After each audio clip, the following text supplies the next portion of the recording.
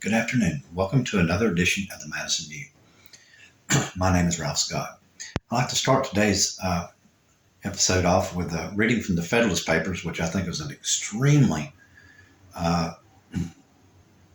it's what really started the foundation of our Constitution. And the more and more I read into it, the more and more I'll explain that to you. I just wanted to read to you a quote from Alexander Hamilton in the 11th Federalist letter, the last paragraph. Give me just a second, I'll read it. I want you to see just exactly how much this can mirror today or any political climate that we're under at the time.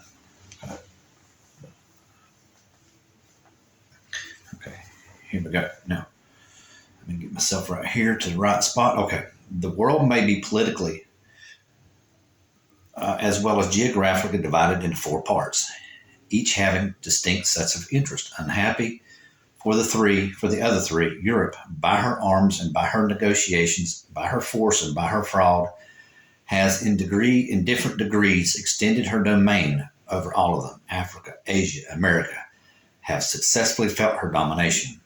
The superiority she has long maintained has tempted her to plume herself into the mistress of the world, the crusader of the rest of mankind, were created for her benefit. Man admired as profound philosophers have in direct terms attributed her inhabitants a physical superiority, and have gravely asserted that all animals, and with them human species, degenerates in America, and even the dogs, cease to bark after having breathed a while in their atmosphere. Facts have too long sponsored the arrogant pretensions of Europeans. It belongs to us to vindicate the honor of the human race and to teach the assuming brother moderation. Union will enable us to do this.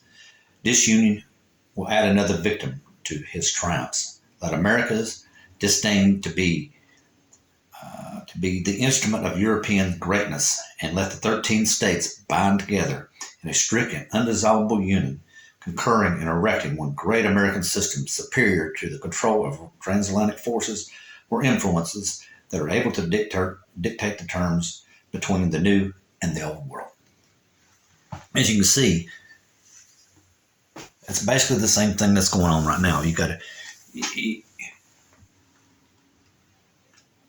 You got people who think that they're superior, which is what I was talking about in that one episode about Madison and Hamilton talking about. No one would apologize for having their point of view because they think they're right.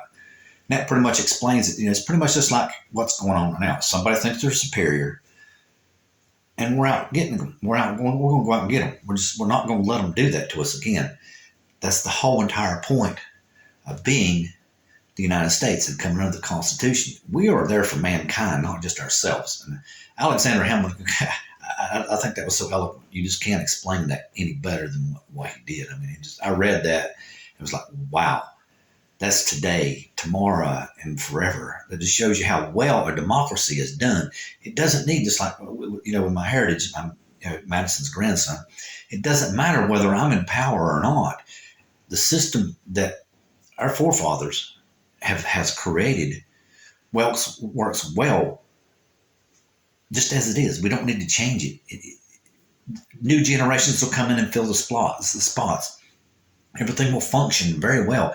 It's a very well maintained machine that my forefather and everybody else's forefathers has invented. I mean, it's if you want to get down to it, it's a Porsche or a Ferrari or whatever you want to say of all systems, which is what I'm beginning to see from the Federalist Papers. I think Hamilton and John Jay and Madison and quite a few others had gotten together. And Madison had pretty much, I'm still getting into it, but it looks to me like Madison has pretty much already got everything laid out in the framework of how they want to do things done, like they've already done it, like the Virginia Constitution, which supposedly Madison wrote.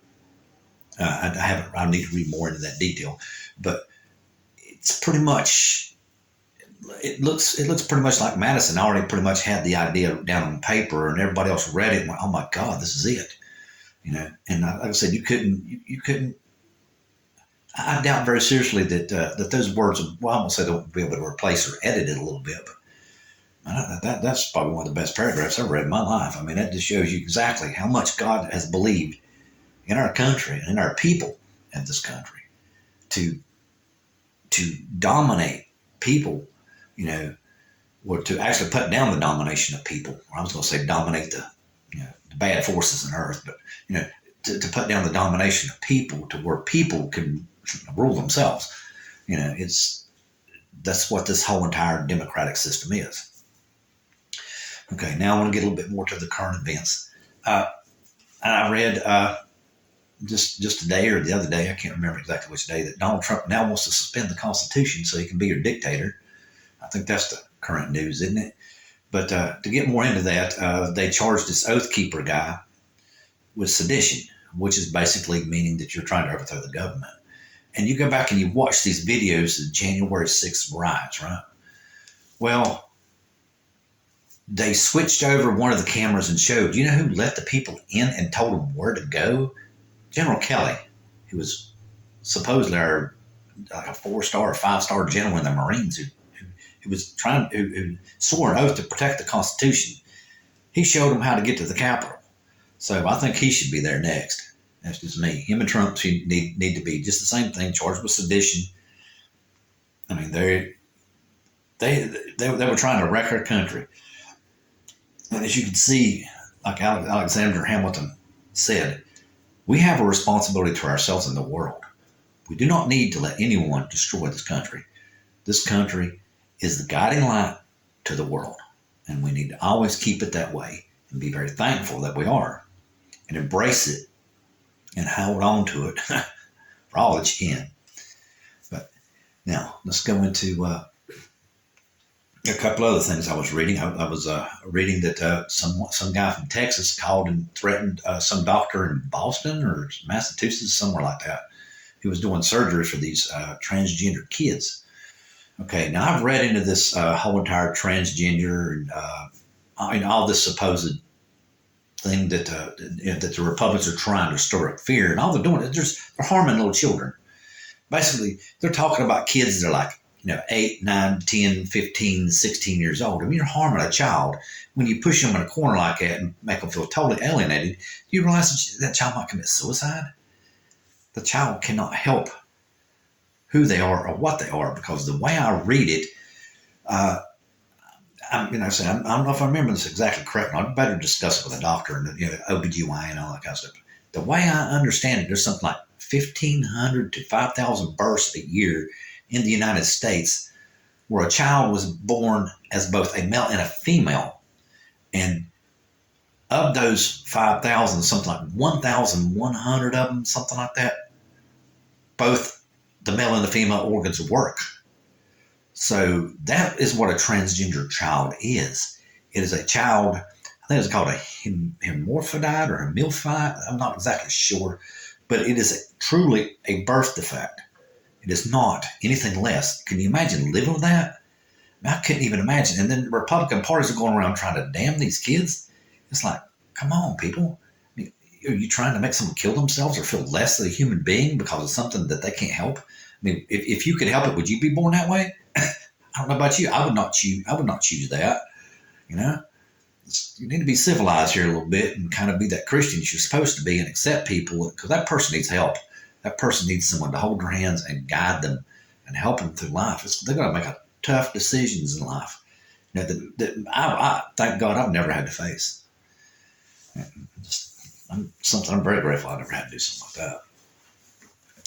But anyway, let me get to the other subject I want to get on is this woke business thing that's going on that DeSantis is talking about. He says he's against woke business, which I don't understand this whole entire woke thing. I understand they're taking a quote from an activist a long time ago that said that, after the Martin Luther King era or anything, we need to stay awake or woke to what is around us so we don't get done, that way again. It's basically to stop, repression is what that woke word is supposed to say. You're supposed to look out and stop repression, protect yourself is what that is.